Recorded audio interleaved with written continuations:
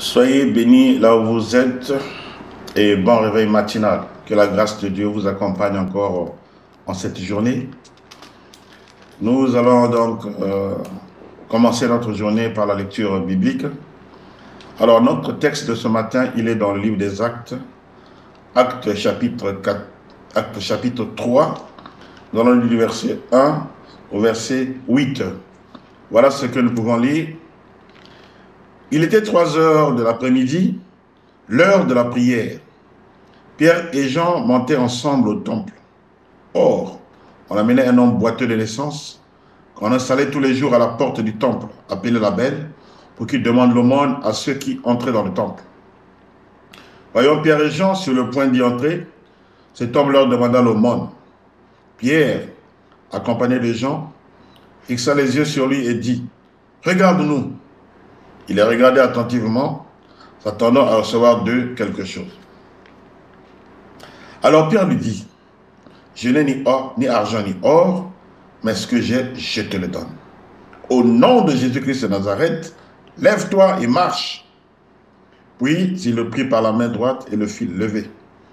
Ses pieds et ses chevilles s'affermirent immédiatement. D'un bond, il fut debout et se mit à marcher.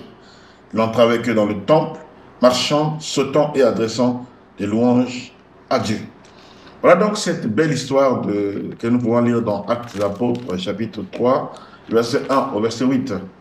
Alors, il s'agit d'une histoire qui est rapportée concernant deux apôtres, l'apôtre Jean et l'apôtre Pierre, qui, après la Pentecôte, donc après la mort, la résurrection, l'enlèvement du Seigneur Jésus-Christ, le Saint-Esprit est descendu sur eux. Ils commencèrent à faire le travail que le Seigneur leur avait donné. L'ordre missionnaire qui est contenu dans Matthieu 28, versets 19 à 20, qui a dit « Allez, faites de toutes les nations des disciples, baptisez-les au nom du Père, du Fils et du Saint-Esprit, et enseignez-leur à observer tout ce que vous avez prescrit. » Et vous rappelez que le Seigneur Jésus, dans le livre de Marc 16, tout ça, il avait dit que « Voici les signes qui accompagnent ceux qui auront cru. En mon nom, ils chasseront les démons. Ils imposeront les mêmes malades, les malades seront guéris. Ils boiront quelques breuvages mortels, cela ne leur fera point de mal. » Il avait encore dit, allez, purifiez les lépreux, faites marcher les paralytiques. Il leur avait donné beaucoup d'enseignements, beaucoup de choses qu'il avait mis à leur disposition. Dans le livre de Luc aussi, il avait dit ceci, je vous ai donné le pouvoir de marcher sur les serpents, les scorpions et sur toute la puissance ennemie, et rien ne pourra vous nuire. Bref, il y a plein de choses, plein de dispositions, plein de qualités que le Seigneur Jésus avait données à ses disciples, dont faisaient partie ses apôtres. Et donc, Pierre et Jean donc, se retrouvent dans cette situation au temple. Ils ont vu le temple de Jérusalem, ils ont vu un paralytique qui était toujours assis. Chaque jour, on le plaçait là pour demander de l'argent. C'est comme ça qu'il vivait. C'est ce que sa famille avait pu trouver pour lui. C'était, voilà tout l'investissement qu'on pouvait avoir, qu'on pouvait espérer de lui. Le retour d'investissement, donc le monde. Tous les jours, on le plaçait là, il était là le paralytique. Il arrive, il voit Pierre et Jean entrer. Comme d'habitude, il voit des gens qui arrivent au temple, ils ont de l'argent. Je leur demande l'aumône. Ils ont demandé l'argent à Pierre et Jean. Pierre et Jean l'ont regardé et ils ont même dit, regarde-nous. Ils ont regardé. Ensuite, Pierre a pris la parole, il a dit, mon gars, nous n'avons pas d'argent. Nous n'avons pas de l'or, nous n'avons pas d'argent, mais nous avons quelque chose d'autre. Et c'est ce que nous allons te donner. Ce qu'ils avaient, donc c'est les dons de guérison. Ce qu'ils avaient, c'est la puissance du Saint-Esprit. Ce qu'ils avaient, c'est la vie de Dieu en eux. Ce qu'ils avaient, ce sont les capacités surnaturelles que le Saint-Esprit avait mises en eux. Ils disent, on te le donne. Ils ont dit, allez, lève-toi et marche. Pierre l'a tenu par la main, a fait marcher, et effectivement, immédiatement, un miracle s'est produit.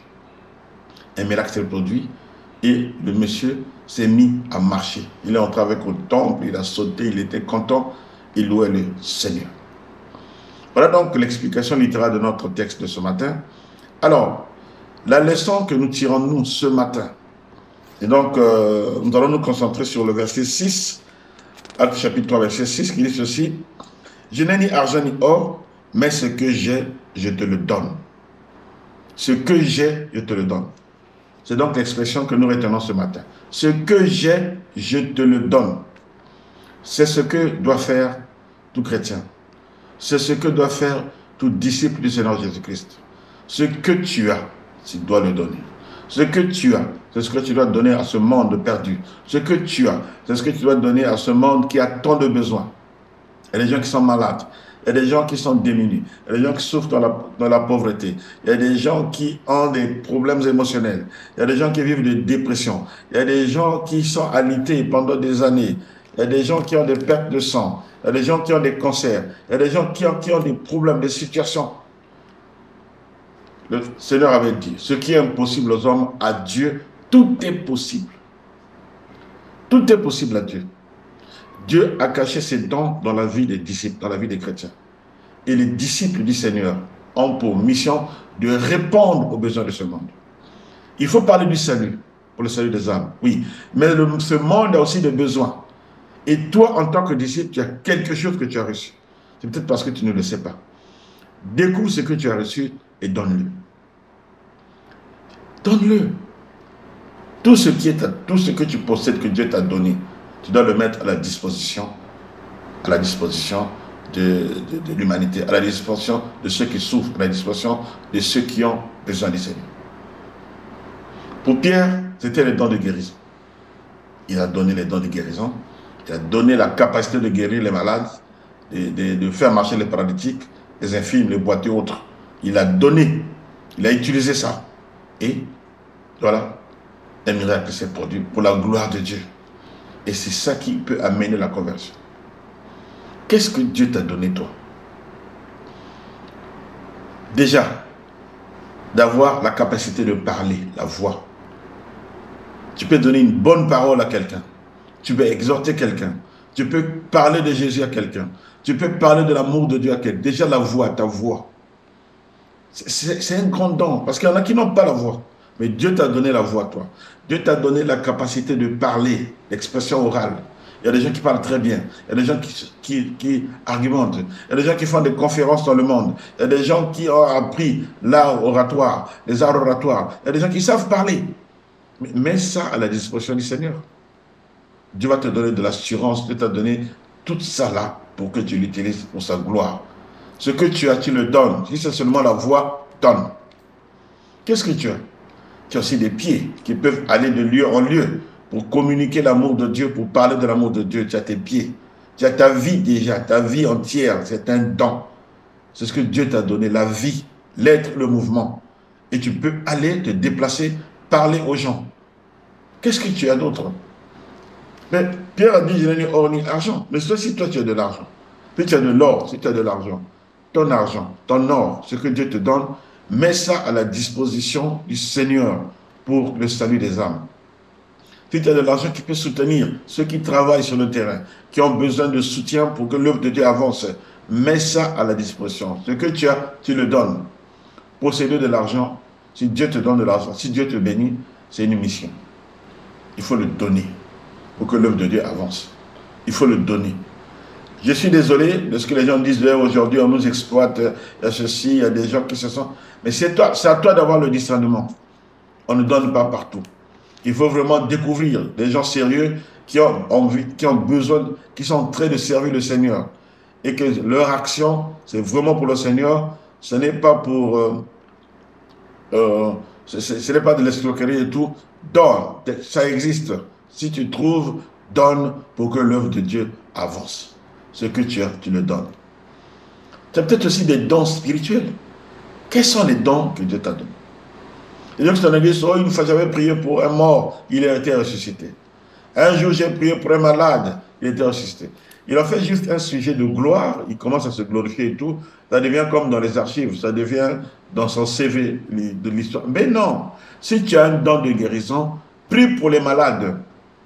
Fais des descentes dans les hôpitaux. Dès qu'on te parle de quelqu'un qui est malade, prie et va voir cette personne. Prie pour cette personne.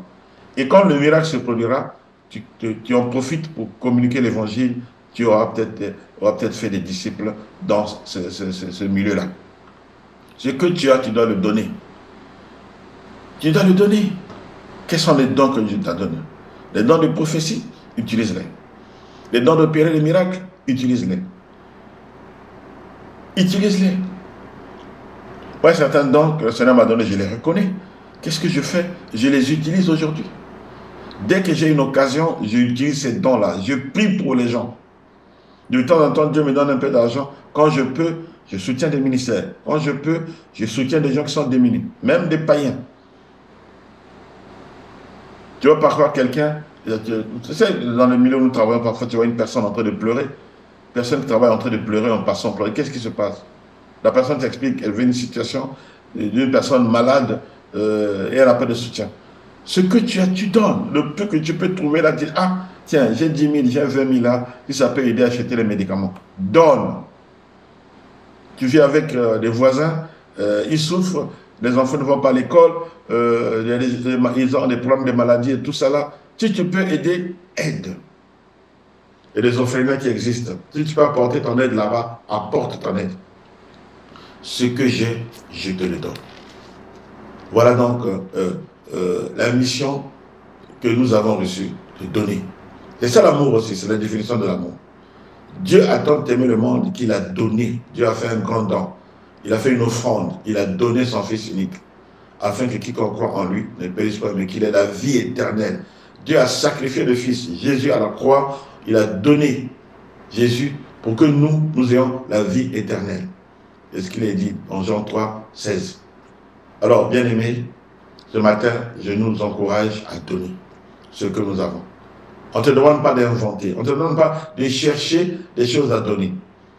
Il y a des gens qui prient, Seigneur, si tu me donnes des millions, je vais te donner. Non. Commence par donner ce que tu as. Tu sais parler, va parler de Jésus aux gens. Tu sais prier, va prier. Peut-être que par toutes ces actions-là, Dieu t'ouvrira d'autres portes et tu vas prospérer à tous égards dans ce monde. Voilà, que le Seigneur vous bénisse. Bonne journée chez vous. Que la grâce de Dieu vous accompagne. Que le bonheur et la grâce de Dieu soient toujours votre partage tous les jours de votre vie. Merci. Nous allons rendre grâce au Seigneur et le commander cette journée entre ses saints. Prions. Seigneur, merci pour cette exhortation matinale. Tu nous as dit que ce que nous avons reçu, que nous puissions le donner. Ce que nous avons. Parce que nous avons des choses que tu nous as données. Seigneur, merci de nous avoir rappelé ça ce matin. Et donne-nous de pouvoir donner. Mais des bonnes dispositions dans notre cœur. Si nous avons quelques réticences, Seigneur, convainc-nous. Mais si nous sommes aussi devant des escroqueries, Seigneur, donne-nous le discernement pour que nous sachions que notre don n'est pas parti seulement dans le camp du diable. Notre don n'a pas servi que pour l'accomplissement des desseins du diable, mais que notre don serve vraiment pour le bien-être de l'humanité. Que toute la gloire te revienne, que tout l'honneur soit pour ta seule. Renouvelle aussi notre sémence, notre don, chaque fois nous te le donnons. Qu'il en soit ainsi, au nom de Jésus, dans ces prières. Amen. Amen. Merci d'avoir été avec nous. Merci, nous nous retrouvons demain 5h30. Que le Seigneur soit avec vous.